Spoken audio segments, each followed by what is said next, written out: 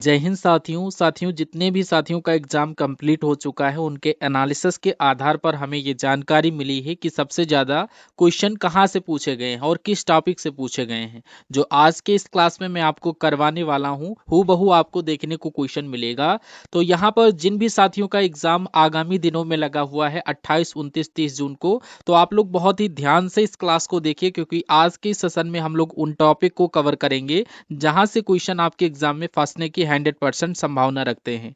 तो आज की इस क्लास में हम लोग पूरे 100 क्वेश्चंस के माध्यम से ओवर करेंगे। तो अगर आप इस क्लास में से 50 क्वेश्चन सही करते हैं तो मान के चलिए आपका सिलेक्शन पूरा कंप्लीट होने वाला है, क्योंकि यहां से ही क्वेश्चन आपके एग्जाम में देखने को मिलेंगे ज्यादातर। तो चलिए स्टार्ट करते हैं। फर्स्ट नंबर क्वेश्चन आपकी स्क्रीन पर आ चुका है और यहाँ पर आपसे पूछा जा रहा सिंधु सभ्यता का प्रमुख नगर कौन सा था। तो यहाँ पर आप लोग मोहनजोदड़ो को लॉक कर दीजिएगा। करेक्ट आंसर आप सभी का ऑप्शन नंबर ए के साथ बनेगा। और नेक्स्ट क्वेश्चन आपसे पूछा जा रहा हड़प्पा सभ्यता को और किस नाम से जाना जाता है। यानी ये भी क्वेश्चन मैंने आपको कई बार करवाया है कि हड़प्पा सभ्यता को हम लोग अन्य नाम से कांस्य युगीन सभ्यता के नाम से जानते हैं। Correct answer option number B बनेगा। हर हाल में आप लोग इन सभी क्वेश्चंस को तैयार कर लेना ताकि आपके एग्जाम को क्रैक करने की आपकी संभावना ज्यादा बन जाए। ठीक है। थर्ड नंबर क्वेश्चन में पूछ रहा है नृत्य करती हुई लड़की की कांस्य प्रतिमा कहाँ से मिलती है। तो करेक्ट आंसर आप लोग मोहनजोदड़ो के साथ करिएगा। राइट आंसर ऑप्शन सी के साथ बनेगा। नेक्स्ट क्वेश्चन में आपसे पूछा जा रहा हड़प्पा सभ्यता की नगर यहाँ पर आप लोग करेक्ट आंसर ग्रिड पद्धति के साथ करिएगा। Option number C right answer बनेगा। नेक्स्ट क्वेश्चन में आपसे पूछा जा रहा है कि हड़प्पा सभ्यता में अनाज रखने का विशाल भंडार क्या कहलाता है। तो मेरे प्यारे साथियों ये आपका कहलाता है अन्नागार। यानी correct answer option number B के साथ बनेगा। और नेक्स्ट नंबर क्वेश्चन का करेक्ट आंसर आप सभी लोग बताइए। पूछा जा रहा धौलावीरा किस राज्य में स्थित है। तो यहाँ पर आप लोग करेक्ट आंसर गुजरात के साथ करिएगा। और अगर आपसे लोथल पूछे तो लोथल भी आपका गुजरात राज्य में है। और किस नदी के किनारे पर स्थित है तो आप लोग भोगवा नदी को लॉक कर दीजिएगा। और मेरे प्यारे साथियों आप लोग सेशन को लाइक कर दीजिएगा, क्योंकि ये क्लास आप सभी के लिए वेरी मोस्ट इंपॉर्टेंट है। और पहली बार अगर प्लेटफॉर्म से जुड़ रहे हो तो प्लीज चैनल को अवश्य सब्सक्राइब कर लीजिएगा, क्योंकि आपके साथ हम बने रहेंगे एंड तक। नेक्स्ट क्वेश्चन में पूछ रहा हड़प्पा सभ्यता का प्रमुख व्यवसाय क्या था। तो यहाँ पर आप लोग कृषि के साथ करिएगा। Correct answer option number B कृषि के साथ बनेगा। नेक्स्ट क्वेश्चन में पूछ रहा लोथल किस राज्य में स्थित है। यह आपका गुजरात राज्य के भोगवा नदी के किनारे स्थित है। अभी मैंने आपको बताया था। राइट आंसर ऑप्शन ए के साथ बनेगा। नेक्स्ट क्वेश्चन में पूछा जा रहा हड़प्पा सभ्यता का काल सामान्यतः माना जाता है किस वर्ष से किस वर्ष तक माना जाता है। सभी लोग राइट आंसर दीजिए। आपके पास 5 सेकंड का टाइम है। तो अगर आपसे काल सामान्यतः पूछा जाए किस काल से यानी किस समय से किस समय तक माना जाता है, तो राइट आंसर आप लोग 2500 से 1750 ईसा पूर्व तक लॉक करिएगा। Right answer option number B बनेगा। नेक्स्ट क्वेश्चन में पूछा जा रहा हड़प्पा सभ्यता की लिपि कैसी थी। तो यहाँ पर आप लोग करेक्ट आंसर अपठित करिएगा, यानी option number C right answer बनेगा। नेक्स्ट क्वेश्चन में पूछ रहा हड़प्पा सभ्यता के लोग किस धातु से परिचित नहीं थे। यानी कि यहाँ पर आप लोग लोहा को लॉक करोगे। Option number D right answer बनेगा। ये लोग लोहा से परिचित नहीं थे।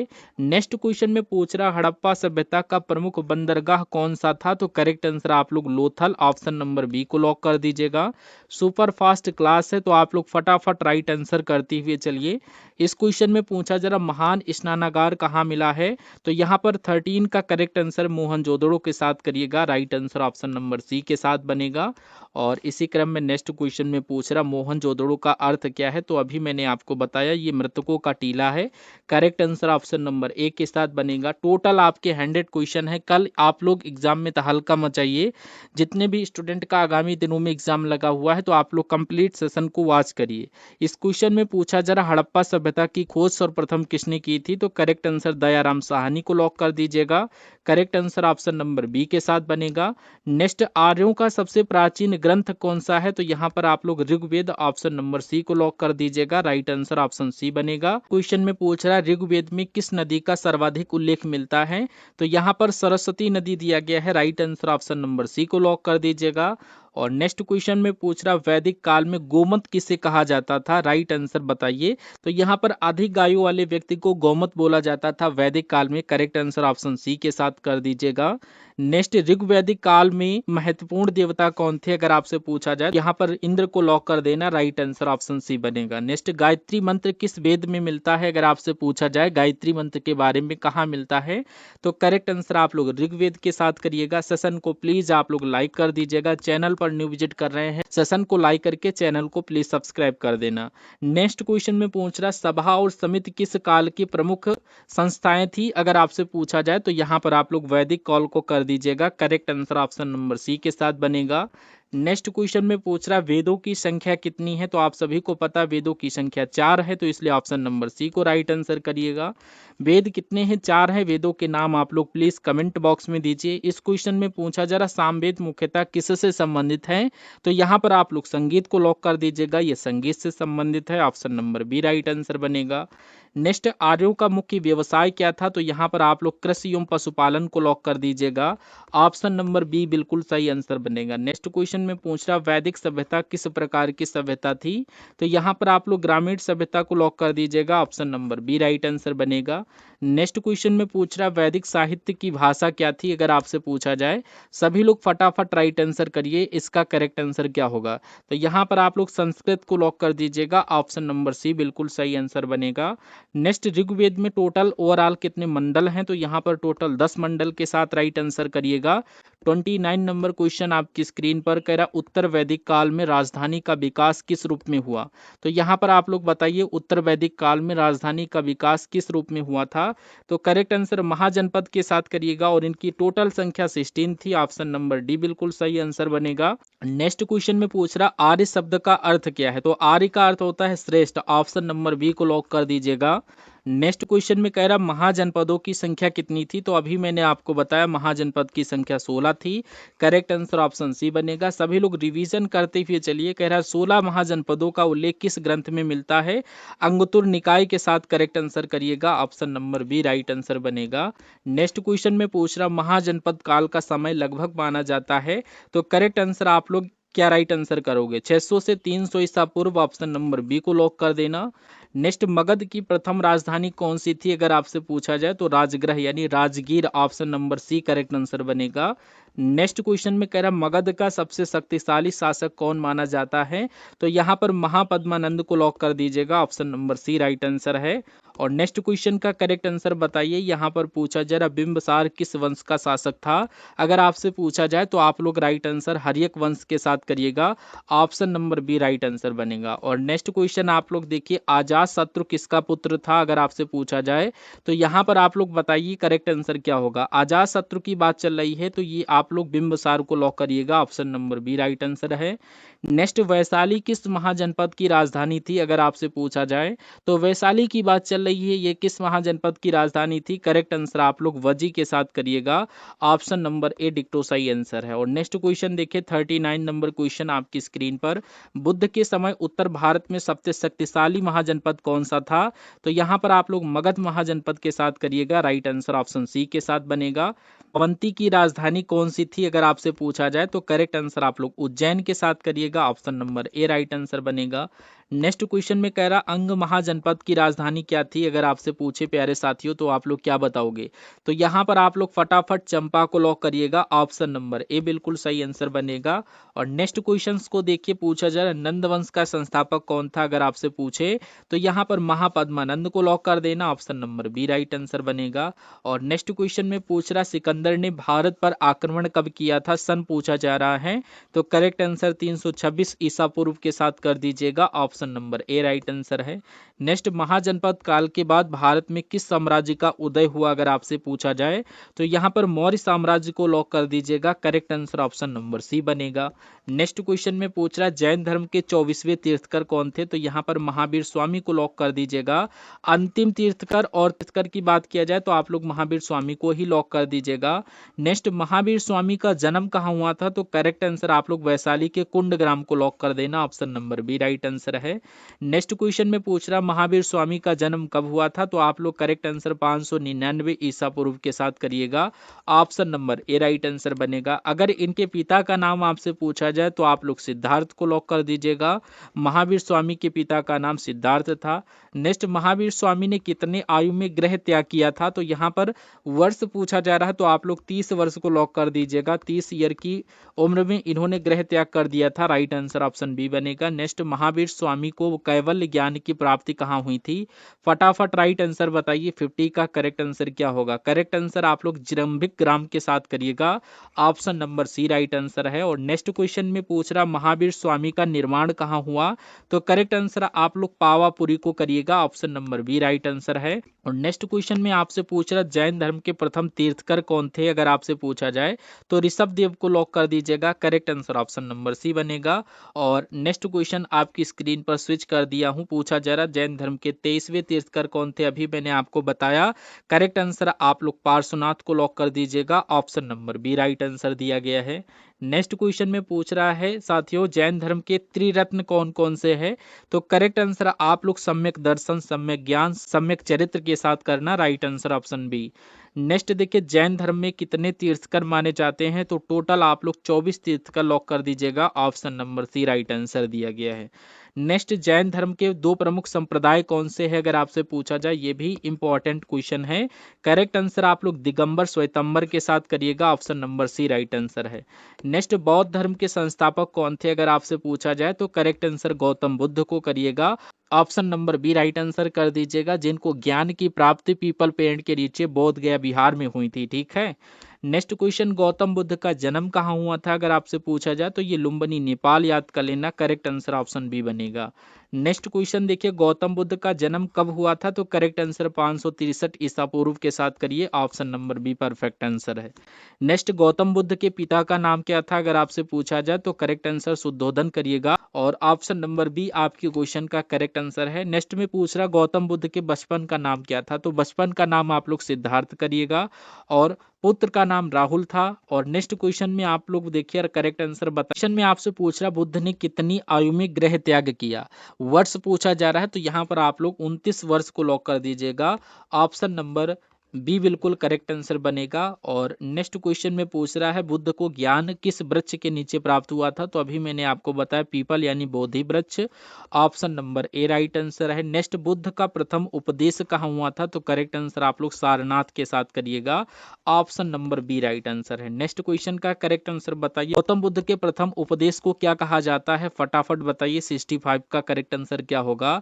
इनको बोलते हैं धर्मचक्र प्रवर्तन, ऑप्शन नंबर ए। 65 का करेक्ट आंसर ऑप्शन ए के साथ करना। नेक्स्ट, बुद्ध की मृत्यु कहाँ हुई थी? अगर आपसे पूछा जाए, गौतम बुद्ध की मृत्यु जो थी वो कुशीनगर में हुई थी, option number C right answer है। नेक्स्ट क्वेश्चन देखिए, बुद्ध की मृत्यु को क्या कहा जाता है? तो इनको बोलते हैं Mahaparinirvana, option number B right answer है। नेक्स्ट क्वेश्चन में पूछ रहा है बौद्ध धर्म के त्रिरत्न कौन है? तो करेक्ट आंसर बुद्ध धर्म संघ को लॉक कर देना, right answer option number B. बहुत ही इजी क्वेश्चन पूछे जाने की संभावना है।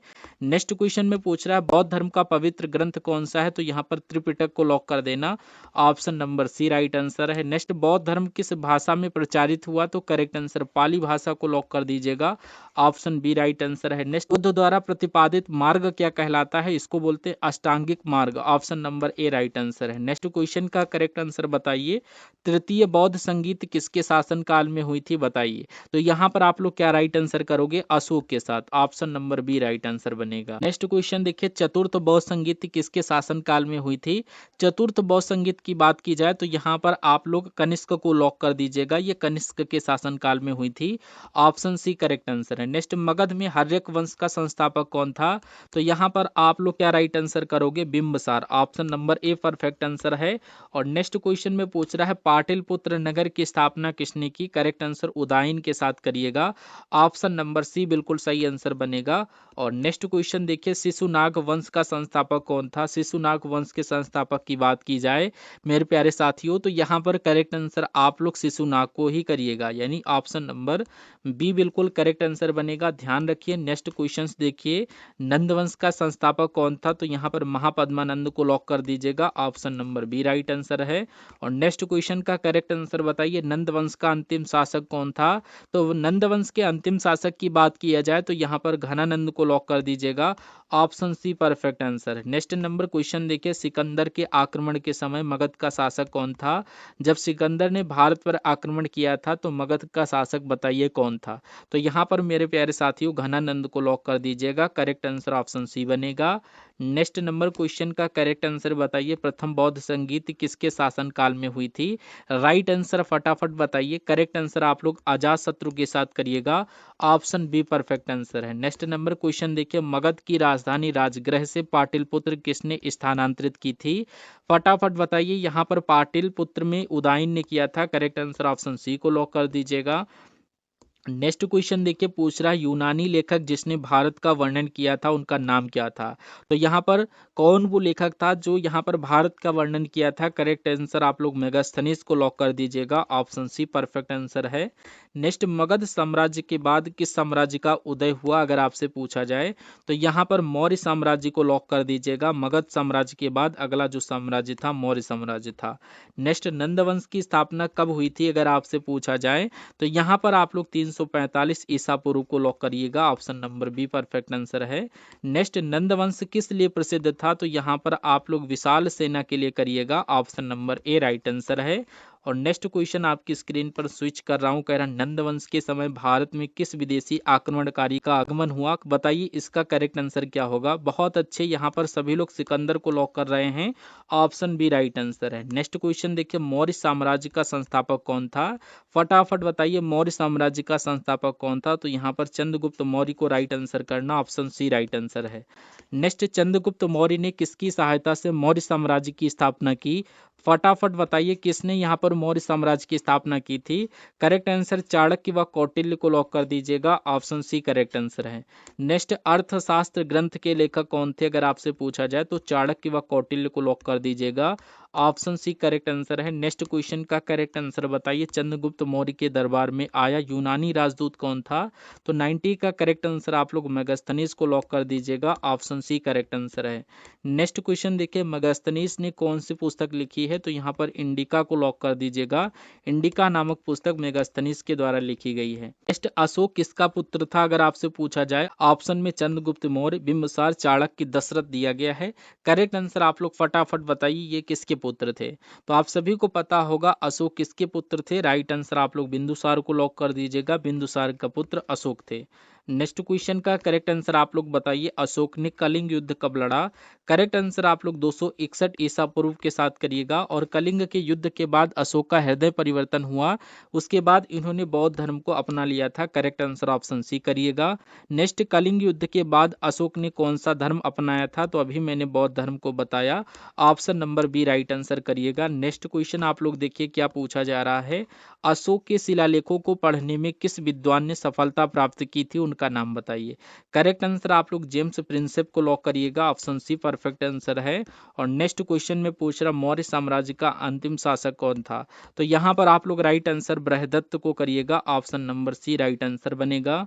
नेक्स्ट नंबर क्वेश्चन देखिए, बृहदत्त की हत्या कर किसने शुंग वंश की स्थापना की थी, नाम बताइए। तो 98 का करेक्ट आंसर आप लोग पुष्यमित्र शुंग को करिएगा, ऑप्शन बी राइट आंसर है। नेक्स्ट क्वेश्चन का करेक्ट आंसर बताइए, भारत में पहली बार राजनीतिक एकता स्थापित करने का श्रेय किसे दिया जाता है? करेक्ट आंसर चंद्रगुप्त मौर्य के साथ करिएगा, ऑप्शन सी परफेक्ट आंसर बनेगा। नेक्स्ट क्वेश्चन देखिए, मौर्य साम्राज्य का सबसे महान शासक किसे माना जाता है, नाम बताइए। तो सबसे महान शासक अशोक को करिएगा, करेक्ट आंसर ऑप्शन सी बनेगा। और नेक्स्ट क्वेश्चन देखिए, बताइए अशोक ने किस बौद्ध संगीत का आयोजन करवाया था? तो यहाँ पर करेक्ट आंसर फटाफट बताइए, प्रथम, द्वितीय, तृतीय या चतुर्थ? फटाफट आप लोग तृतीय बौद्ध संगीत को लॉक कर दीजिएगा, ऑप्शन सी परफेक्ट आंसर है। नेक्स्ट, तृतीय बौद्ध संगीत की अध्यक्षता किसने की थी? अध्यक्षता की बात किया जाए तो यहाँ पर मोगलीपुत्र तिस्क के साथ करिएगा, option number B correct answer है। नेक्स्ट, अशोक की पुत्री का नाम क्या था? करेक्ट आंसर आप लोग संघमित्रा के साथ करिएगा, ऑप्शन ए परफेक्ट आंसर है। नेक्स्ट क्वेश्चन में पूछा अशोक का कौन सा शिलालेख कलिंग युद्ध का वर्णन करता है? तो करेक्ट आंसर 13वां शिलालेख के साथ करिएगा, ऑप्शन सी राइट आंसर है। नेक्स्ट, भारतीय राष्ट्रीय ध्वज में अशोक चक्र में ओवरऑल कितनी तीलियां होती हैं? फटाफट इसका करेक्ट आंसर आप लोग कमेंट बॉक्स में दीजिए। और आज के इस क्लास में ओवरऑल आपके 100+ क्वेश्चन करवाए हैं। आप सभी लोग कमेंट बॉक्स में बताइए 50 से ज़्यादा कितने स्टूडेंट के क्वेश्चन सही हुए। और आपका जिस भी डेट में पेपर लगा है बहुत ही अच्छे से पेपर को आपको देना है। और चैनल पर न्यू विजिट कर रहे हैं, सेशन को लाइक नहीं किया तो लाइक करके, चैनल पर न्यू विजिट कर रहे हैं चैनल को सब्सक्राइब करके रख लें। सभी क्वेश्चंस को याद कर लीजिएगा। हमसे जितना हो पाएगा मैं आपके लिए उतना ही कंटेंट अच्छा अच्छा लेकर आऊँगा।